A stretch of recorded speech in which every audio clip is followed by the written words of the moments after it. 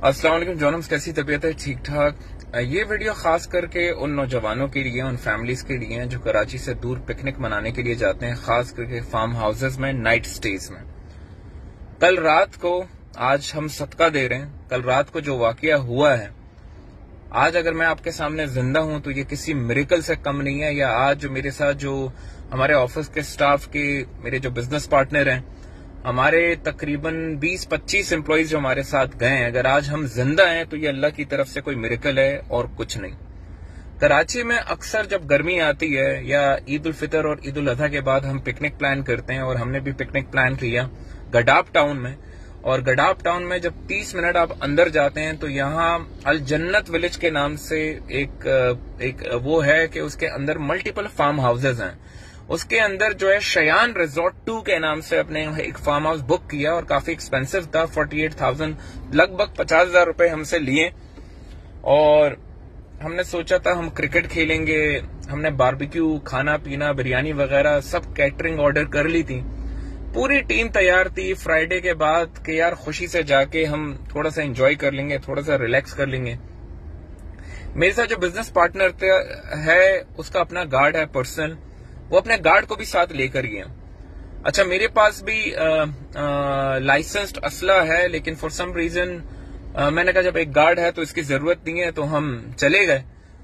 हम वहां तकरीबन पहुंचे हैं रात के 8 बजे, 8 साढ़े 8 बजे हम सारे उधर पहुंचे हैं। जैसा ही मैं दरवाजे पे पहुंचा हूं, मुझसे पहले 3 गाड़ियां हमारी जा चुकी थी, मैं उसके बाद आया।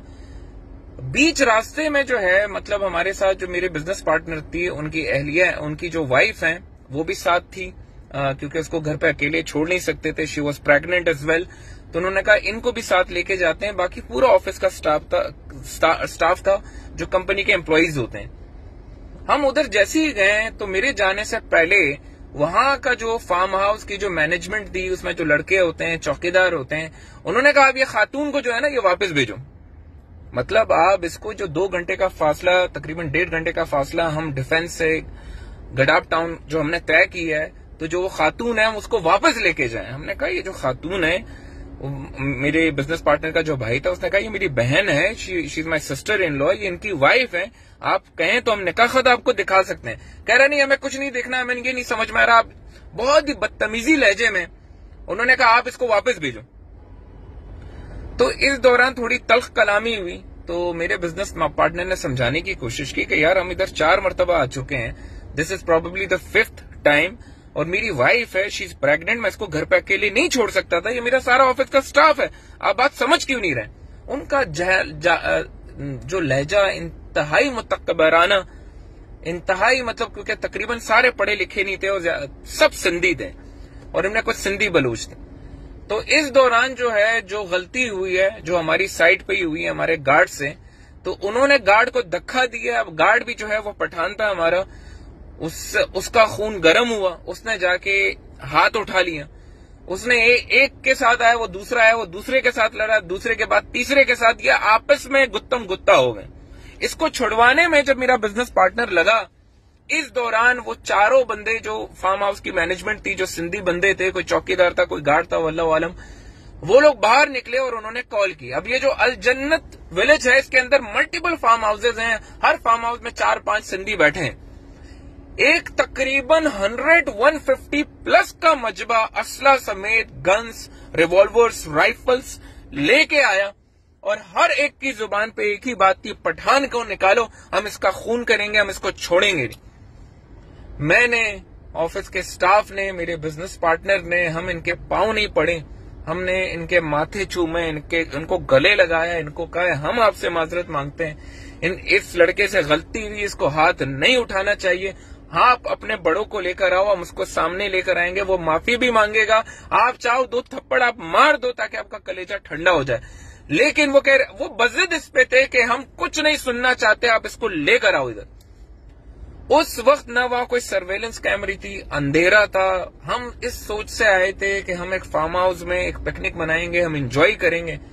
खुदा की कसम, जो कच्चे के डाकू थे, आप उनको भूल जाओगे। जो वहां हालत थी कि आम चौकीदार के पास जो मैंने गन्स और असला देखा है, जिसमें से एक बंदे ने बाकायदा रिवॉल्वर लोड किया है और सीने पे रखा है मेरे पार्टनर पे कि इसको बाहर निकालो वरना मैं तुम्हें गोली मारूंगा।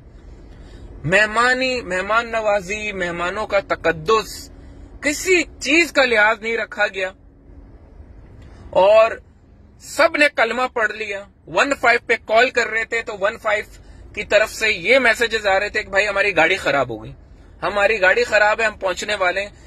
इन सब चीजों को 1 घंटा लग गया। 1 घंटे के दौरान ये चलाने लगे फार्म हाउस की दीवारें के इसको निकालो। हमने कहा वो हमारी लेडीज हैं, हमारे बच्चे हैं, खुदा के लिए आप चादर चार दीवारी का तो ख्याल रखो। आप वो हम ले आएंगे, लेकिन अगर हम ले आए, आप में से हर बंदे ने उस पर हाथ पे उठाया, खुदा की कसम वो नौजवान मर जाएगा, उसका कत्ल आप लोगों। आप अगर मुसलमान हो, आप थोड़ी सी तो अकल का इस्तेमाल करो। यकीन जाने मैंने वीडियोस देखी है मरी में क्या होता है। अगर मैं इसकी रिकॉर्डिंग हम कर लेते, हम सोशल मीडिया पे डाल दें, मैं कहता हूं आप लोगों को यकीन भी नहीं आएगा कि कराची की विसिनिटी से सिर्फ 40 किलोमीटर के फासले पर जंगल का कानून है, जहां कुछ नहीं है पता। इन लोगों के ना NIC बने, ज्यादा से ज्यादा ड्रग एडिक्ट्स थे, पान गुटखा उन्होंने खाया था, उनके चेहरों पे दहशत और खून सवार थी। उसमें से एक को जब मैंने कहा कि अगर ये बाहर आया तो ये मर जाएगा, जिंदा नहीं रहेगा, तो वो कह रहे थे यार हमने तो बहुत से बंदे मारे, एक और मार देंगे, हमारा क्या, लेकिन हमारी इज्जत पे हाथ कैसे उठाई। मैंने कहा बिल्कुल गलत किया, मैं आपके सामने लेकर आऊंगा, हम उसको नौकरी से निकालेंगे। उस एक बंदे की गलती की वजह से आप इन 25 लोगों को जो है ना हरासा कर रहे हैं। They did not listen to anything. 1 घंटा हमारे गले सूख गए। उसके बाद जाके किसी तरीके से हम फार्म हाउस के अंदर गए, उनको हमने हाथ जोड़े कि आप पैसे ले लो, आप कुछ भी कर लो, आप खुदा के लिए अपना तारुफ करवाया, सब कुछ करवाया कि आप किसी तरीके से आप ठंडे हो जाओ। For some reason all of a sudden एक साइलेंस एंड सन्नाटा आया। उन्होंने कहा आप एक काम करो, आप लोग जाओ अपना, आप हमारे मेहमान हो, आप फार्म हाउस में जाओ और हम बाद में बात करेंगे। एकदम से सन्नाटा हुआ। वो जो 150 का मजमा था वो फैल गया और फार्म हाउस के अंदर 10-15 बंदे फिर भी मौजूद थे, जिनमें से एक बज़द ये था कि इनका असला जब्त करो। जब मैंने ये साइलेंस देखी तो my sixth sense is very strong. ये मेरे साथ इंसिडेंट बहुत पहले ग्वादर में भी हो चुका था, जहां बलोचों ने बस के अंदर तकरीबन 50 बंदा था, उन्होंने हमें अटैक किया लेबर समेत। तो ये जो तबका होता है, खास करके जो तालीमी याफ्ता नहीं होता, जो मजदूर तबका होता है, याद रहे कि जब आप इनके झुंड में जाते हैं और ये जब इकट्ठे होते हैं तो आप इनसे रहम की उम्मीद मत करना। लेकिन ये सब कुछ होने के बावजूद भी मेरा वास्ता बलोचों से भी पड़ा है, मेरा वास्ता इस बार सिंधियों से भी पड़ा है।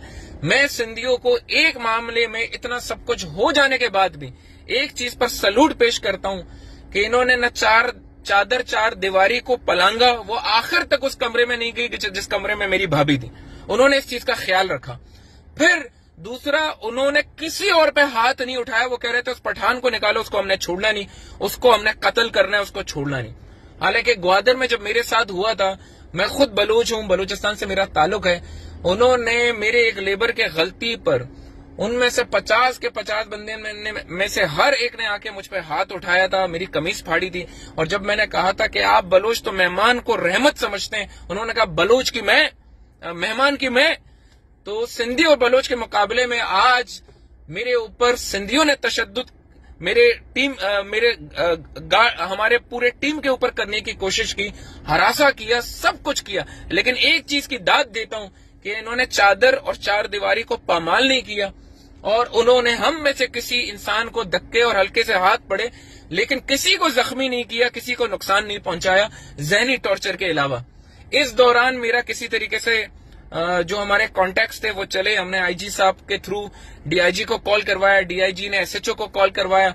कुछ जो दोस्त होते हैं ना जो मुसीबत में काम करते हैं, वो मुसीबत में जो लोग थे वो एक्टिवेट हुए। जहां गवर्नर साहब हमारे काम नहीं आए, गवर्नर टिसोरी साहब, if you are hearing it, since you are very close friend, वहां चंद ऐसे लोग जिनका एहसान मैं जिंदगी भर नहीं भूल सकता, जो भी कॉन्टैक्ट्स थे, उनमें एक MNA साहब थे, नवाब अली वसान साहब, उनका मैं बहुत शुक्रगुजार हूं।